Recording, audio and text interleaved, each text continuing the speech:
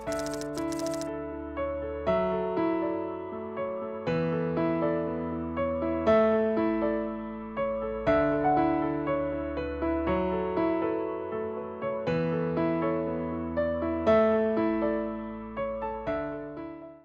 বন্ধুরা, আমার নাম ফাহাদ আজিজ।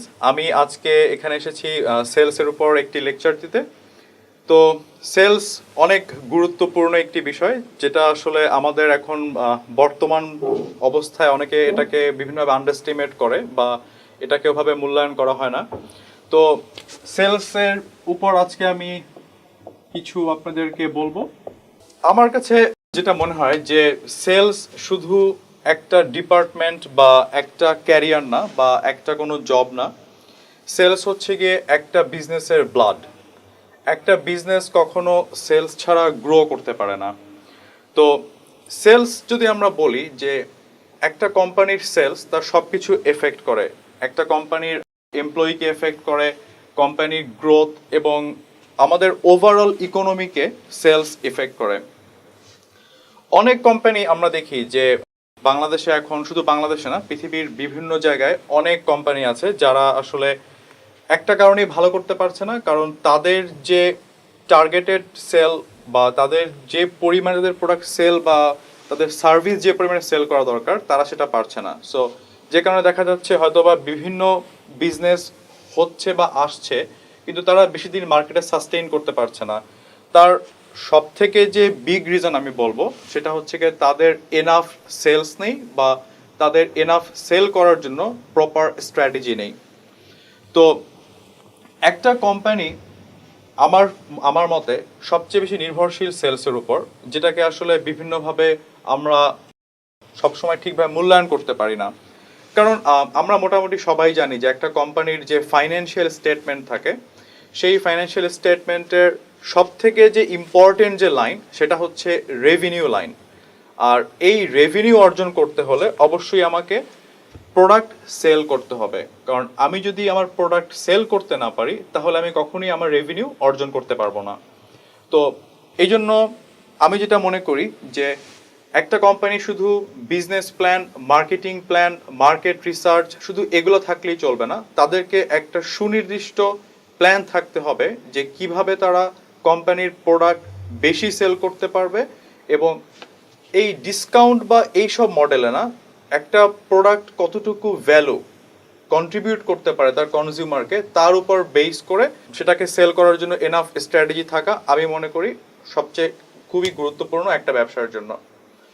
তো এখন যদি আমরা আসি সেলসের ডেফিনেশন, তো আমরা যদি ডিকশনারি চেক করি তাহলে আমরা দেখতে পারবো সেলস মানে হচ্ছে the exchange of A commodity for money. So আমরা যদি সেলসের সংজ্ঞা বলি তাহলে আমরা ডিকশনারি থেকে যেটা পাই যে এটা মানে হচ্ছে the exchange of A commodity for money. এখন আমার প্রশ্ন হলো যে এই কমোডিটিটা আমরা কিভাবে এক্সচেঞ্জ করব?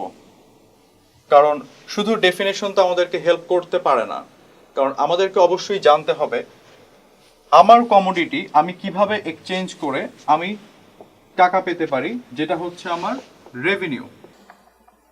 আর আমি যদি আমার কমোডিটি এক্সচেঞ্জ করতে না পারি তাহলে আমার মানিও আসবে না, আমার রেভিনিউ আসবে না, এবং যেটা হবে আমার কোম্পানি অবশ্যই আমাকে শাটডাউন করতে হবে, অথবা আমার কোম্পানির যে আমার অপারেশন সেটা আমার কমিয়ে আনতে হবে। তো এখনকার দিনে অনেকেই বলে যে অনেক কোম্পানিতে আমি দেখি যে তারা সেলস মানে যেটা বুঝে যে তাদের যে সেলস পিচ সেইটা মুখস্থ করা, দেন হচ্ছে গিয়ে তাদের যে প্রোডাক্টের যে ক্যাটালগ থাকে সেটা দেখানো। কিন্তু আসলে এখনকার সময় এই এই এত অ্যাডভান্স যুগে মোটামুটি বায়াররা সব কিছুই জানে তারা কি চায়, এবং এখন যেহেতু ইন্টারনেট বলেন সব কিছু বলেন এত বেশি অ্যাভেলেবেল যে কাস্টমাররা কি কিনতে চায় এবং তার জন্য যা যা ইনফরমেশন দরকার অলরেডি তাদের কাছে সেটা থাকে। সো বেশিরভাগ কোম্পানি যেটা করে তারা সেলস না করে they are not selling, they are showing. তো তারা যেটা করে কাস্টমার কাছে যায়, সবসময় তাদের প্রোডাক্ট নিয়ে কথা বলে, কিন্তু কখনো প্রপার ওয়েতে তাদের কমোডিটিটা এক্সচেঞ্জ করতে পারে না, যার কারণে যেটা হয় যে একটা সেলস টিম থাকে, সেলস ডিপার্টমেন্ট থাকে, কিন্তু তারা তাদের আশানুরূপ রেভিনিউ জেনারেট করতে পারে না। ধরুন ফর এক্সাম্পল এই মোবাইলটা, এটা হচ্ছে আমার কমোডিটি। এখন এটাকে যদি আমার এক্সচেঞ্জ করতে হয়, অবশ্যই আমাকে এটার ভ্যালু দেখাতে হবে। কারণ আমি যদি এইটার ভ্যালু আমার কনজিউমারকে বোঝাতে না পারি, সে কখনই আমার প্রোডাক্ট কিনবে না। কারণ এখন মার্কেটে কম্পিটিটর বলেন, মার্কেটে প্রোডাক্ট বলেন, কোনো কিছুরই কোনো অভাব নাই। সো আমাকে অবশ্যই আমার প্রোডাক্টের ভ্যালুটা বোঝাতে হবে। কারণ ধরেন এই একটা সেলসম্যান, আর এই হচ্ছে একটা বায়ার। তো বায়ারের মাইন্ডে অনেক ইনফরমেশন থাকে, ঠিক আছে, সে অলরেডি অনেক কিছু জানে। তো একজন সেলসম্যানকে তার কমোডিটি এক্সচেঞ্জ করতে হলে তার বায়ারকে এমন কিছু ইনফরমেশন দিতে হবে যেটা সে জানে না, বাট যেটা তার অবশ্যই দরকার। কারণ সেই ইনফরমেশনটা পেলেই সে এই প্রোডাক্টের ভ্যালু বুঝতে পারবে। সো এখন আমি যদি আমার প্রোডাক্টটা এক্সচেঞ্জ করতে যাই এবং আমার ভ্যালু বোঝাতে চাই, তাহলে অবশ্যই যেটা করতে হবে, আমাকে প্রথমে আমার ক্লায়েন্টের সাথে কানেক্ট হতে হবে। এবং এই ক্লায়েন্ট কারা? এই ক্লায়েন্ট হচ্ছে যারা আমার প্রোডাক্ট কিনতে পারে, মানে হচ্ছে প্রসপেক্টস, যে আমার টার্গেট মার্কেট। সো আমাকে সর্বপ্রথম যেটা করতে হবে যে আমাকে আমার ক্লায়েন্টের সাথে কানেক্ট হতে হবে। কানেক্ট হওয়ার পরে শুধু তো কানেক্ট হলেই চলবে না, কানেক্ট হওয়ার পরে অবশ্যই আমাকে যেটা করা উচিত যে ক্লায়েন্টের সাথে আমার জানতে হবে যে ক্লায়েন্টের নিডস কি, তার প্রবলেম কি, এবং আমার প্রোডাক্ট কিভাবে তার প্রবলেমের সলিউশন দিতে পারে। হ্যাঁ, এখানে অনেকে যেটা বলে যে প্রবলেম মানে যারা প্রবলেম দুই ধরনের, একটা হচ্ছে আমার কারেন্ট প্রবলেম, একটা হচ্ছে আমার ফিউচার প্রবলেম। সো অবশ্যই সেলসে যেটা মেক শিওর করতে হবে যে আমার প্রোডাক্ট আজকে দিনে আজকে কোনো ক্লায়েন্টের কারেন্ট প্রবলেম সলভ করবে, কোনো ফিউচার প্রবলেম না। সো আমাকে অবশ্যই প্রথমে আমার ক্লায়েন্টের সাথে কানেক্ট হতে হবে, দেন আমার ক্লায়েন্টের সাথে আমাকে কমিউনিকেশন করতে হবে। এভাবে কমিউনিকেশন করতে হবে এবং এটার উদ্দেশ্য হবে এটা যে তার কি প্রবলেম সেটা আমার জানা, এবং যখন আমি তার প্রবলেমটা জানতে পারবো তখন আমি তাকে পসিবল সলিউশন দেওয়ার চেষ্টা করব আমার প্রোডাক্টের থ্রুতে। কারণ কাস্টমার যদি আমার প্রোডাক্ট, বা একজন কনজিউমার বলেন, বায়ার বলেন, সে যদি আমার প্রোডাক্ট ইউজ করে তার প্রবলেমকে সলিউশন করতে না পারে, তাহলে সেই প্রোডাক্ট তার কাছে অবশ্যই মূল্যহীন। অনেকে মনে করে যে সেলস মানে হচ্ছে কোনোভাবে প্রোডাক্টটা বা সার্ভিসটা তার কনজিউমারের কাছে চাপিয়ে দেওয়া, কিন্তু আমি যেটা বিশ্বাস করি, যদি কারো আমার প্রোডাক্ট দরকার নেই, তার কাছে যদি আমি ফোর্স করে আমার প্রোডাক্টটা দিয়ে দিই, আমি আলটিমেটলি এটা আমি সেল করি নাই, আমি এই সেলটা হারালাম। কারণ আমার প্রোডাক্ট ইউজ করে বা আমার সার্ভিস ইউজ করে যদি আমার কনজিউমার হেল্পড না হয়, তাহলে এই সেলসের কমপ্লিটলি মিনিংলেস। তো আমি ক্লায়েন্টের সাথে এঙ্গেজ হলাম, তাকে আমি তার সাথে ডিসকাশন করলাম, তার আমি প্রবলেম ফাইন্ড আউট করলাম। প্রবলেম ফাইন্ড আউট করার পরে আমি আমার প্রোডাক্টের থ্রুতে তাকে সলিউশন দেওয়ার চেষ্টা করলাম। এবং যখন ক্লায়েন্ট বা কনজিউমার দেখবে যে আমার প্রোডাক্টের ভ্যালু ইজ গ্রেটার দ্যান মানি, তখনই সে কিনবে। বাট আমার যদি কনজিউমার দেখে যে আমার প্রোডাক্টের value is less than money, they don't buy. So অবশ্যই আমাকে যেটা খেয়াল রাখতে হবে যে আমার প্রোডাক্টের ভ্যালু অবশ্যই টাকার থেকে বেশি, এবং শুধুমাত্র ওই সময় হচ্ছে গিয়ে আমার ক্লায়েন্ট আমার প্রোডাক্ট কিনবে। তো আমরা যদি আমার এই কথাগুলো একটা সামারি করতে চাই, তাহলে আমরা বলতে পারি যে সেলস মানে হচ্ছে আমাকে প্রথমে হচ্ছে গিয়ে আমার টার্গেট মার্কেটে রিচ করা, communicate with my target customer, then তার প্রবলেম ফাইন্ড করা, দেন তাকে পসিবল সলিউশন দেওয়া,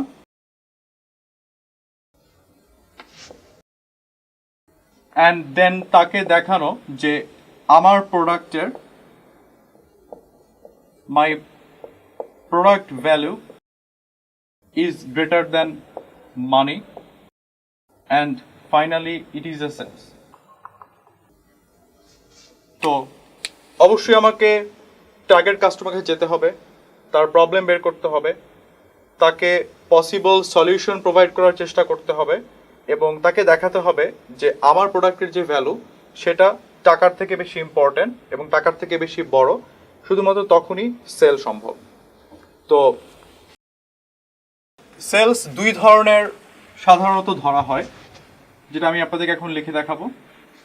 কারণ সবচেয়ে যে বড় প্রবলেমটা হয়, অনেক সময় আমরা অনেক ধরনের প্রোডাক্ট সেল করি, আমরা মার্কেটে যাই, আমাদের সেলসম্যানরা তাদের প্রোডাক্ট নিয়ে যায়, বাট তারা আসলে বুঝে না যে তাদের যে প্রোডাক্ট এইটার কোন ধরনের সেলসের মধ্যে পড়ে। যার কারণে যেটা হয়, অনেক সময় তারা খুব ভালো স্কিল থাকা সত্ত্বেও, তাদের অনেক নলেজ থাকা সত্ত্বেও, তাদের মার্কেটিং পলিসি অনেক স্ট্রং থাকা সত্ত্বেও তারা ঠিকভাবে প্রোডাক্টটা মার্কেটে সেল করতে পারে না। তার সবচেয়ে যে মেইন রিজন যেটা হচ্ছে যে তারা আসলে সবসময় বুঝতে পারে না যে তারা যে প্রোডাক্টটা সেল করছে এইটা কোন ধরনের সেলসের মধ্যে আসে। তো সেলস মূলত বলা যায় যে দুই প্রকার। একটা হচ্ছে নাম্বার 1 যদি আমরা বলি স্মল সেল, নাম্বার 2 যদি আমরা বলি কমপ্লেক্স সেল। স্মল সেল বলতে আমরা কি বুঝি? ধরুন এই মার্কারটা, এটার মূল্য হচ্ছে 50 টাকা। তো এটাকে আমরা বলতে পারি যে স্মল সেল, কারণ স্মল সেলের সব থেকে যেটা মেইন বিষয় সেটা হচ্ছে গিয়ে যে এখানে প্রাইস কোনো ম্যাটার না। সো স্মল সেলে price not a big deal. কিন্তু এখন যদি আমি একটা জিমের মেম্বারশিপ নিতে চাই 1 বছরের জন্য, যেটার প্রাইস হচ্ছে 50,000 টাকা, অবশ্যই এইটাকে আমরা একটা বিগ সেল চিন্তা করব, কারণ এটার আমি যে সার্ভিসটা দিচ্ছি সেটার ভ্যালু অনেক বেশি। সো এখানে প্রাইস অবশ্যই ম্যাটার। দেন যেটা হয় যে স্মল সেলে, ধরুন ফর এক্সাম্পল আমি লাইব্রেরিতে গেলাম এই মার্কারটা কিনতে, তো যেহেতু এটার প্রাইস অনেক কম, সো আমি খুব বেশি চিন্তা করব না, এবং হচ্ছে গিয়ে যে আমি যখন লাইব্রেরি থেকে কিনে নিয়ে আসলাম এটা আমাকে যে সেল করলো, কারণ আমি যখন লাইব্রেরিতে যাচ্ছি এই মার্কার কেনার জন্য আমি একজন বায়ার, এবং আমি যাচ্ছি সেলস পিপলের কাছে যে লাইব্রেরিয়ান, এবং তার কাছ থেকে আমি মার্কারটা কিনে নিয়ে আসলাম, এবং যেহেতু প্রোডাক্টের প্রাইস অনেক কম এবং স্মল সেলসের বৈশিষ্ট্য অনুযায়ী price is not a big deal, so এখানে যেটা হয় যে বায়ারের সাথে সেলারের এর পরে আর খুব বেশি দেখা হয় না প্রথমবার সেল হওয়ার পরে। সো এখানে যেটা হয় যে buyer do not meet again. But complex সেলে যেটা হয়, এখানে আসলে ধরুন আমি একজন দোকানদার, আমি একটা স্ট্যাবিলাইজার বিক্রি করছি, যে স্ট্যাবিলাইজারের 2 বছরের ওয়ারেন্টি আছে। সো আমার যে বায়ার বা যে কনজিউমার, সে যখন এইটা আমার কাছ থেকে কিনে, তার সাথে আমার নেক্সট 2 বছরের মধ্যে যে কোনো সময় দেখা হতে পারে, কারণ এখানে গ্যারান্টি জড়িত থাকে, ফেইথ জড়িত থাকে। সো কমপ্লেক্স সেলগুলোতে বায়ার এবং seller they meet often. So then small সেলের আরেকটা যেটা বৈশিষ্ট্য সেটা হচ্ছে গিয়ে যে আমরা মানুষ হিসাবে অনেক ধরনের রিস্ক নেই। যেমন হয়তোবা আমার বাসায় অনেক আমার জিনিসপত্র আছে যেগুলো আমি হয়তো কিনেছি, কিন্তু হচ্ছে আমি হয়তো সবসময় ইউজ করি না, কারণ এগুলো খুব ছোট ছোট জিনিস। যেমন হতে পারে একটা পেন, একটা ক্যালকুলেটর, একটা স্মল টি শার্ট, যে কোনো কিছু হতে পারে।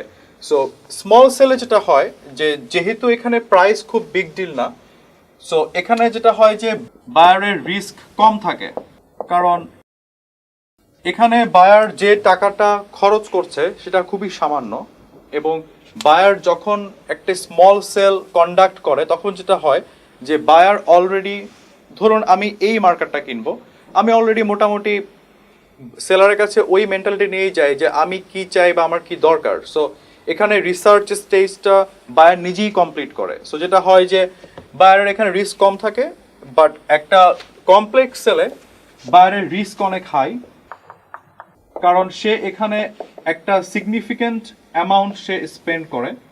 যেমন ধরুন আমি একটা যে মেম্বারশিপ নিচ্ছি 50,000 টাকা, সো আমি এখানে অনেক বেশি টাকা ইনভেস্ট করছি। সো আমাকে অনেক কিছু চিন্তা করতে হয়, এবং এখানে যদি কোনো রকম কোনো সমস্যা হয় তাহলে ডেফিনেটলি আমার ফাইন্যান্সিয়ালি রিস্কটা অনেক অনেক বেশি থাকে। সো এই হচ্ছে স্মল সেল এবং কমপ্লেক্স সেল, এবং মূলত এই দুইটা সেলের মধ্যে, হ্যাঁ এখন এখানে আপনি ডিরেক্ট সেলস থাকে, দেন হচ্ছে গিয়ে রিটেল সেলস থাকে, অনেক কিছু থাকে, কিন্তু মূলত এই দুটোই হচ্ছে গিয়ে সেলসের মেইন দুইটা ক্লাসিফিকেশন। এবং স্মল সেল যেটা বললাম, যেখানে প্রাইসটা কোনো বিগ ডিল না, বাট কমপ্লেক্স সেলে প্রাইসটা ম্যাটার। দেন এখানে বায়ার অ্যাগেইন মিট করে না সেলারের সাথে, বাট এখানে বায়ার আর সেলারের মধ্যে একটা মিট হয় রেগুলার বেসিসে, অথবা হচ্ছে গিয়ে অকেশনাল, যখন অন ডিমান্ড বেস। যেমন আমি যেটা বললাম যে আমার একটা স্টেবিলাইজার আমি সেল করলাম, নষ্ট হলো, সেলারের কাছে অবশ্যই বায়ার আবার ফেরত আসবে, কারণ তার ওয়ারেন্টি বা গ্যারান্টি দরকার। আর সবচেয়ে লাস্ট যে ব্যাপারটা স্মল সেলে, সেটা হচ্ছে যে এখানে রিলেশনশিপটা খুব বেশি ইম্পর্টেন্ট না, বাট কমপ্লেক্স সেলের রিলেশনশিপ অল ম্যাটার্স।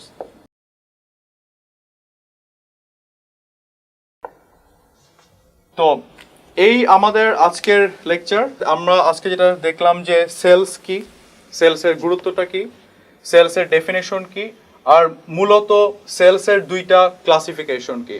সবাইকে অনেক ধন্যবাদ, আবার ইনশাল্লাহ দেখা হবে।